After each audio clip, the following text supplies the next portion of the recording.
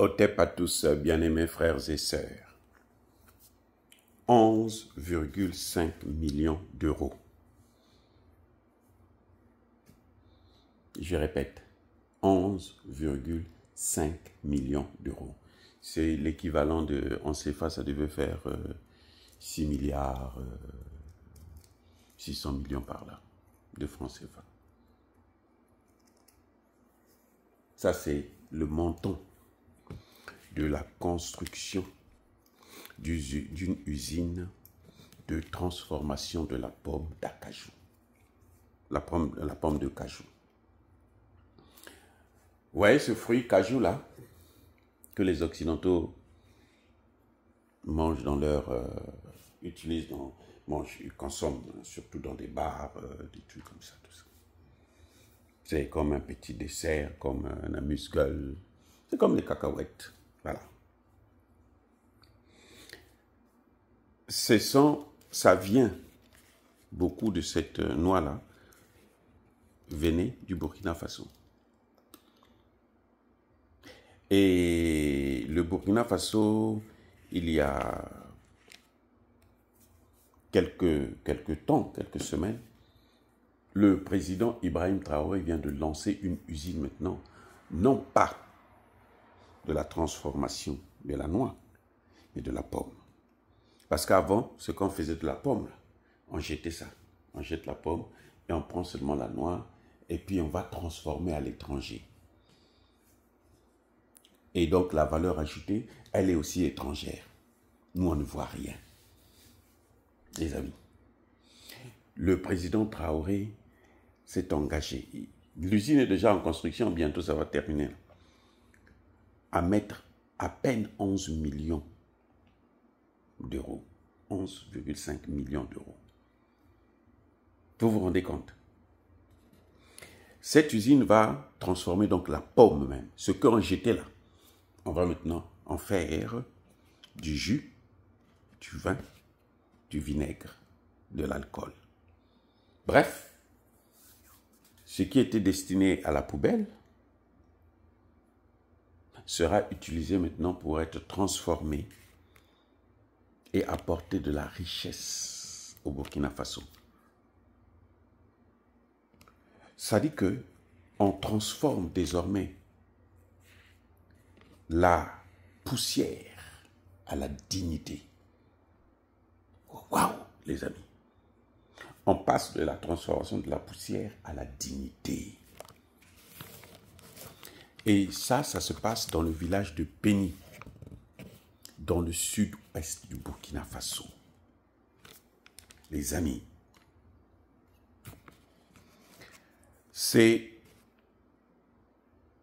on va passer, ça sera entre 2 millions de tonnes seront transformées chaque année au Burkina Faso. 2 millions de tonnes de pommes de cajou seront transformées chaque année au Burkina Faso. Le jus là, de la pomme de cajou est très riche en vitamine C.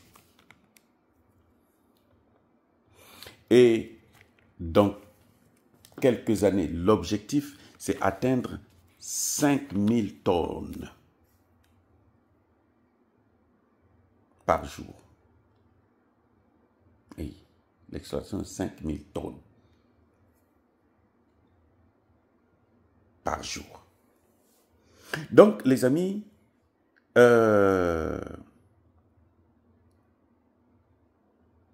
ça dit que c'est incroyable ce qui est en train de se passer au Burkina Faso. Je vous ai parlé la dernière fois de la révolution industrielle. Hein? Mais c'est plus qu'une révolution. Et vous voyez les défis que le président burkinabé est en train de faire face. Il est en train d'amener le pays dans une autonomie agricole du jamais vu dans l'histoire de l'Afrique, de tout un continent, du jamais vu. On n'a jamais vu ça. un pays africain qui obtient son autonomie agricole. Et en transformant la noix de cajou, la pomme de cajou, ça va créer encore plus d'emplois dans les villages, dans les communes. C'est plus de 867 000 $ que le Burkina Faso, le gouvernement de Traoré, a mis en jeu pour acheter les pommes de cajou aux petits agriculteurs burkinabés. Ils ne vont plus perdre les pommes. On ne va plus les jeter. Donc maintenant, ils vont les ramasser. Vous voyez? Tout cet argent-là, près d'1 million de $ qu'on a mis pour seulement les agriculteurs, ceux qui vont collecter ça, ceux qui produisent